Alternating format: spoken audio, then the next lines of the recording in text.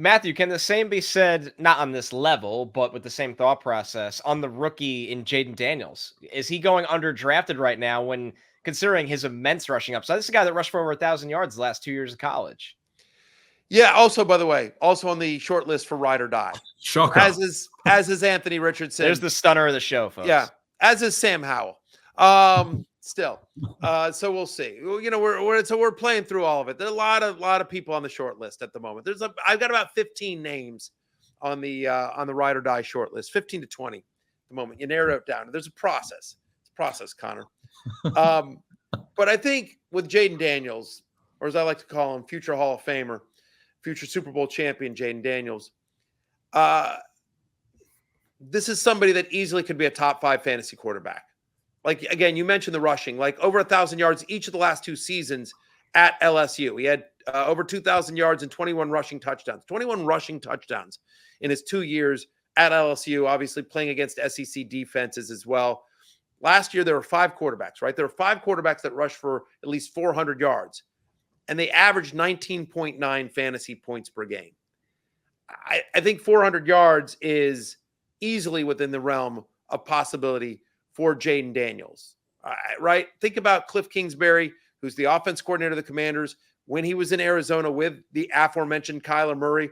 Kyler Murray was a top 5 fantasy quarterback on a points per game basis under Cliff Kingsbury. And so does Jayden Daniels have the greatest set of weapons? No, but I mean, Terry McLaurin, Jahan Dotson, the ghost of Zach Ertz. I do think there's enough there that he's going to be able to, and obviously then the upside rushing with the legs. Give me Jayden Daniels. Like, once you get outside the top 10, who's the quarterback that has the most upside? Who's the guy going from 11 to 20 that could wind up as a top 5 guy that could be this year's CJ Stroud? It's Jayden Daniels, and I don't think it's particularly close.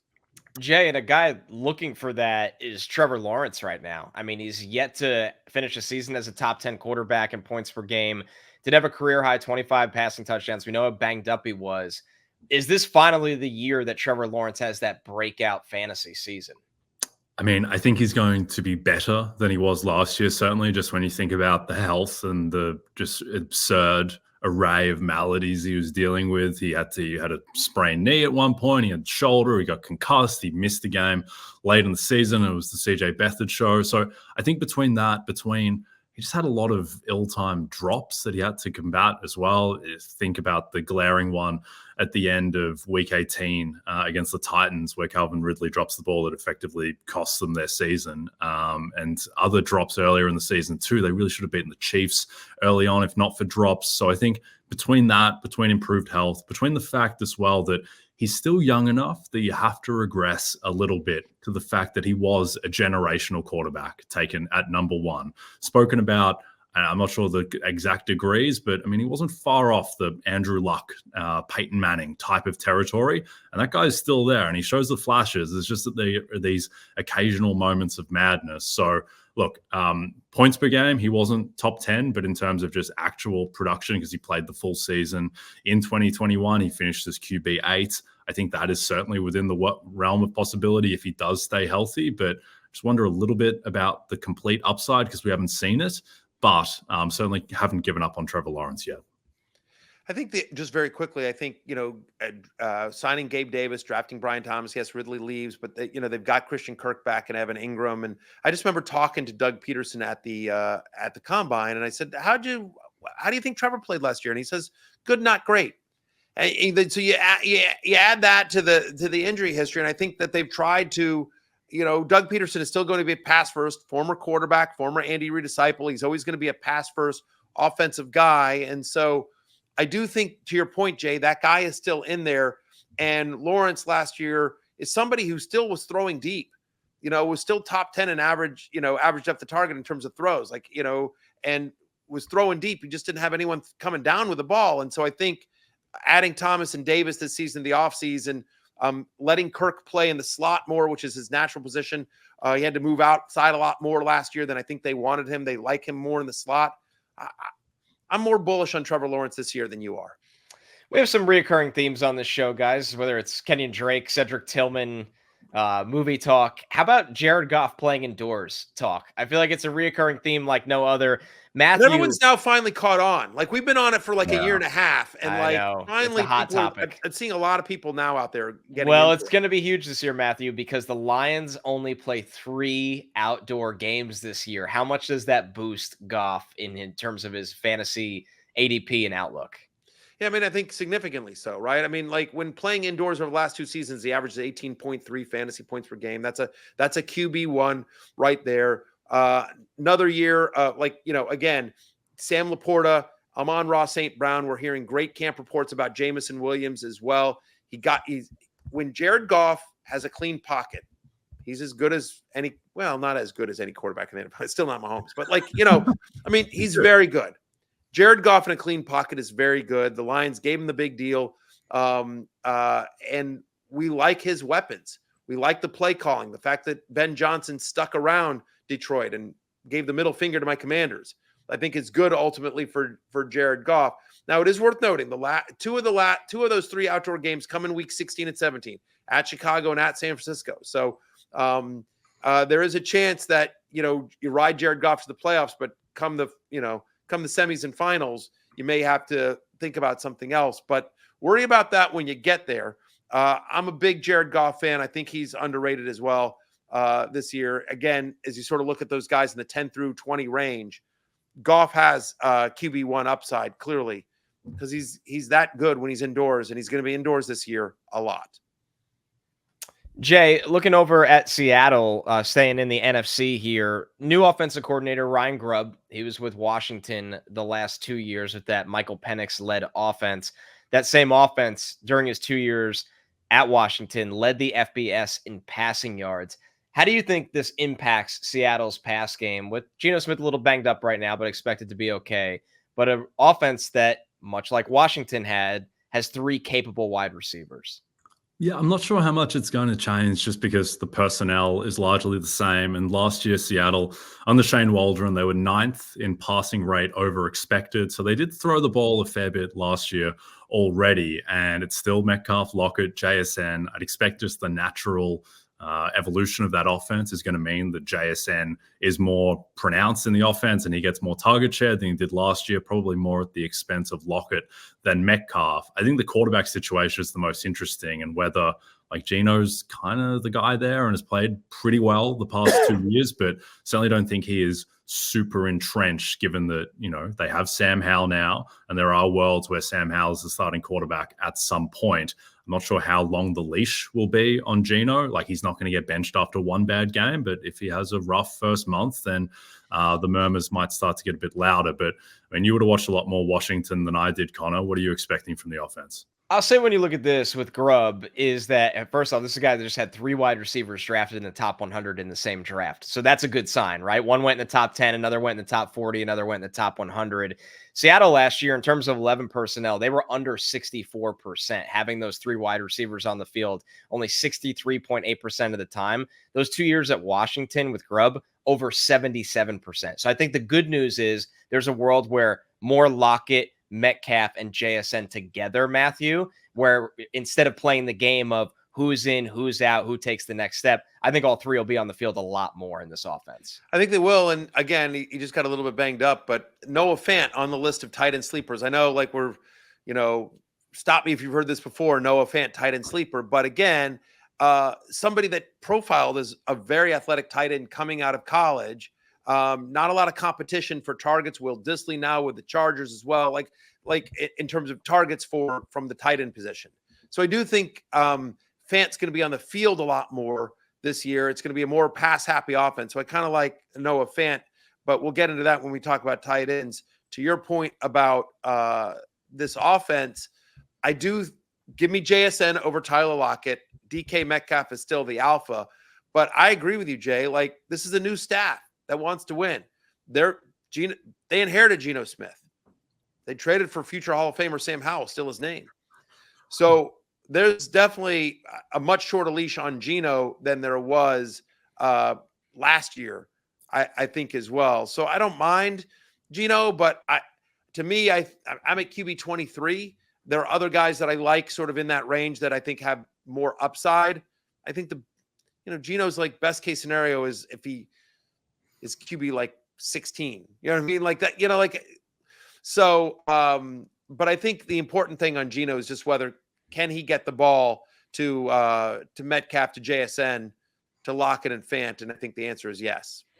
Our final quarterback storyline here, guys. After Dave Canales, brings Baker Mayfield back to life last year, the simple question Geno is Smith the year before. Right. Track record for Dave Canales with quarterbacks trying to get their careers back on track. Can he do the same for Bryce Young with the Panthers? I think he can. I'll take this one, Jay. I think he can.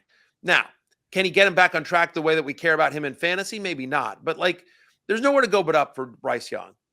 Jay, I know, Connor, I know he was still your number one quarterback coming out of the draft. This kid didn't just suddenly forget how to play football. There's talent. There's a high football IQ there. They have, give the Panthers credit. They are like, okay, it didn't work last year. We didn't give Bryce Young very much to work with. We're going to do everything we can to make Bryce Young work this year. Right. And so they draft Xavier Leggett. They go out and get Deontay Johnson in the offseason. They improve the offensive line. And again, they hire Dave Canales, who has a great track record of sort of reclamation projects with quarterbacks as well. Robert Hunt and Damian Lewis improving on the offensive line as well. Baker and Geno both had over 4,000 yards under Dave Canales. And so I don't know that Bryce Young as a fantasy asset is interesting other than maybe in a 2 QB league into a deeper 2 QB league or Superflex league, Jay. But I do think he's going to improve enough that he makes Carolina pass catchers, that includes Adam Thielen, as well, make some of them relevant, especially Deontay Johnson. Yeah, it's a more extreme version of the Trevor Lawrence thing where you have to regress back still to the fact that this guy, and for Bryce Young, not much more than 12 months ago, was considered a better quarterback prospect within the league than CJ Stroud. And obviously it's unlikely now, clearly, that Bryce Young's going to have a better career than CJ Stroud. But there is certainly within the realm of outcomes that he is going to be much better, then he's going to resemble more of a number one pick. I mean, he just had no hope last year. And even with no hope, you would have hoped that he showed a little bit more. Think back to Trevor Lawrence's first year in Jacksonville, which was just a complete disaster all around. But Lawrence still had flashes, and I don't think anyone was willing to write off Lawrence the way that people seem willing to write off Bryce Young. But there's still the potential. There's still the upside and the reasons that he went number one. He's going to have a better offensive line. I mean, they overspent there, but it's going to help him this year. Deontay Johnson's a better weapon than anything that he had last year. Thielen's going to fit much better as a number two than a number one. So I think there is upside. They also have a really easy schedule, which I think is going to help a ton. And so right now, my favorite bet of all these futures markets, Dave Canales is 18-1 to win Coach of the Year, and the Panthers are plus 550 to make the playoffs. That just doesn't reconcile. If the Panthers go from 2-15 to making the playoffs, and Dave Canales gets Godfather Part 3 of his QB reclamation trilogy with Geno and then Baker and then Bryce Young, I think it's going to be very hard for him to not win the award if they make the playoffs, just given what everyone's expectations of that team are. So, look, I don't think they're going to make the playoffs, but that's why it's plus 550. But there are worlds that they do. And I think just overall, this is going to look like a much more competent team and better offense than it did last year. Yeah, I wouldn't say it's an odds, I wouldn't say that it's like the odds on favorite, but there's a scenario where Baker and the Buccaneers sort of regress without Canales there. They're very thin, right? They're one Mike Evans hamstring away from being like, what are we doing out here, right? And so they don't have a ton of depth in Tampa Bay. We still don't know. It's interesting. We went through a whole quarterback show. We didn't really talk about Kirk Cousins, but is Kirk Cousins back to being 100%? Because if he's not Kirk Cousins, then Atlanta all of a sudden becomes, not nearly as sexy. And then, who knows what's going on with the Saints and Derek Carr, and your boy Michael Thomas, who's no longer there. Maybe they'll bring him back. But I know you now love Rashid Shaheed, and you're all in it. You bought 3 different A.T. Perry t-shirts.